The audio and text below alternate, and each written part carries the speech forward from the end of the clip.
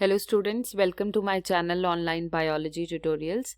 This is the last topic of chapter number 12, which is ethical issues. This is a very important topic which is being left by the students, but questions do come on it. So stay tuned till last. It will definitely be helpful. Okay?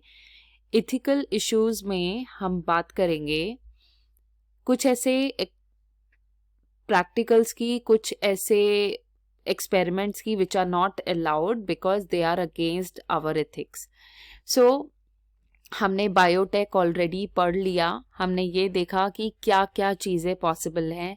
हम gene cloning भी कर सकते हैं इसके through, और हम ऐसे proteins को भी सिंथेसाइज कर सकते हैं जो कि अदरवाइज पॉसिबल नहीं है. क्योंकि अगर हमें ह्यूमन बीइंग के अंदर, सपोज किसी ह्यूमन बीइंग के अंदर इंसुलिन का कंटेंट इंक्रीज करना है, तो इंसुलिन तो एक प्रोटीन है.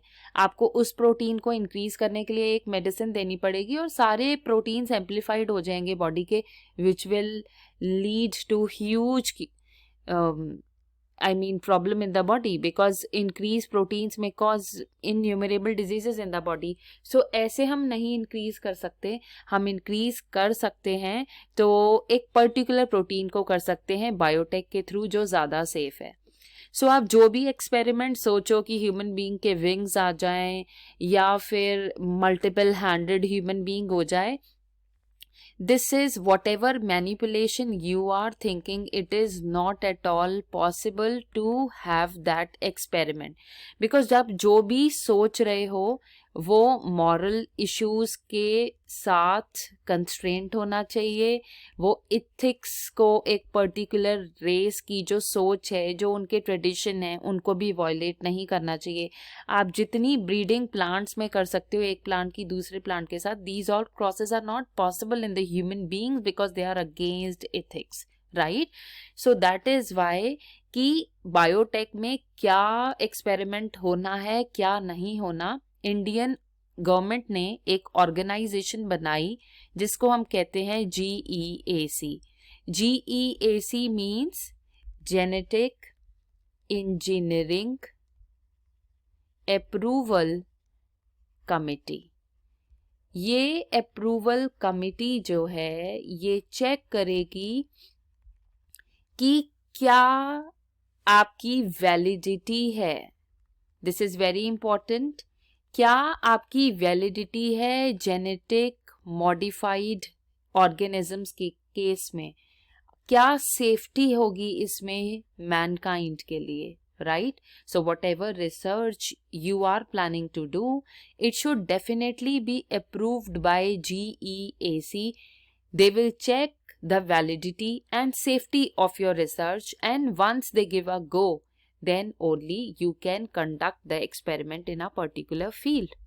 ठीक है, चाहे आप प्लांट्स के केस में कर रहे हो, ह्यूमन बींग्स के केस में कर रहे हो, they will study the validity and then only your research could have been possible.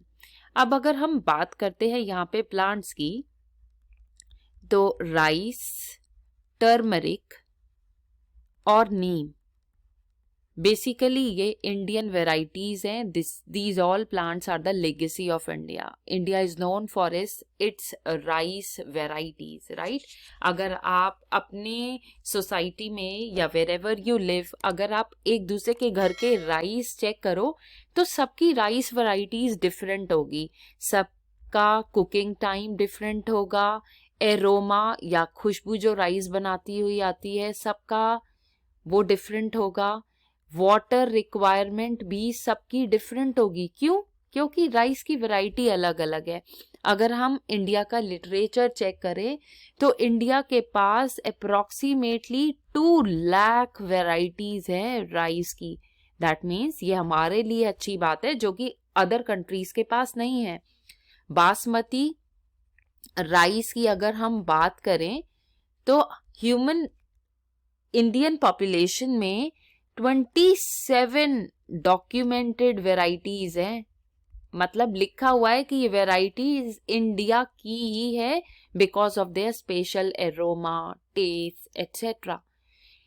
तो ये हमारी इंडिया की पहचान है. It should not be stolen by other countries.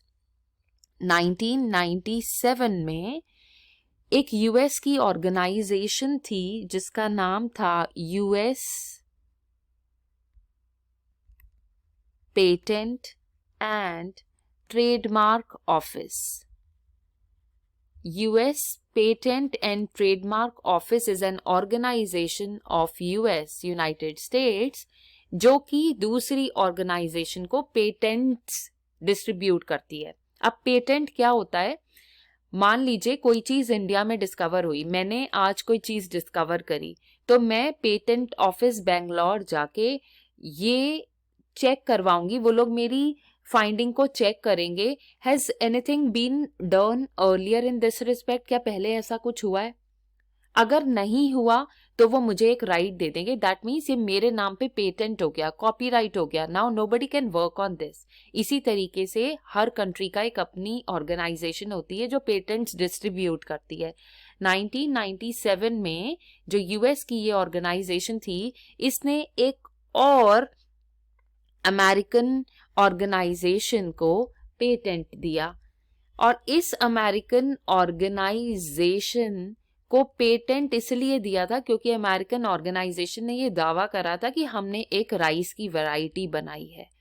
और इस राइस की वैरायटी की बाद में जब चेकिंग हुई तो ये पता लगा कि ये इंडियन बासमती राइस के साथ अमेरिका की जो सेमी ड्वार्फ वैराइटीज थी उसके साथ क्रॉस करके बनाई गई. So how bad it was.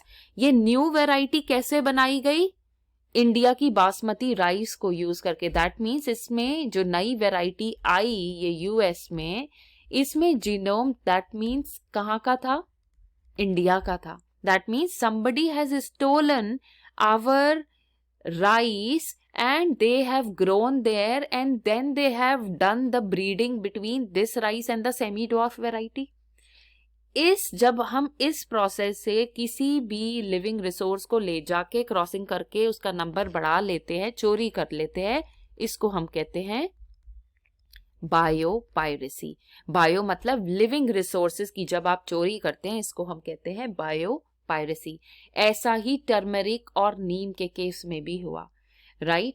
So strict patent rights जो है वो बनने चाहिए जिसकी वजह से आपकी कंट्री से कुछ चोरी ना हो पाए. वरना इंडिया का जो वैरिड हेरिटेज है, जो वैरिड बायोडाइवर्सिटी है, that will be stolen by other countries. और कोई चीज अगर सब जगह मिलती है and these are developed countries जिनको लोग ज्यादा जानते हैं, तो फिर इंडिया को कौन पूछेगा? So strict rights are to be made in this respect so that our bioresources should not be stolen by other countries. Right? बहुत सारी ऐसी कंट्रीज हैं जो डेवलप्ड हैं, बट अगर हम उनकी बायोडाइवर्सिटी की बात करें तो उनकी बायोडाइवर्सिटी लो है.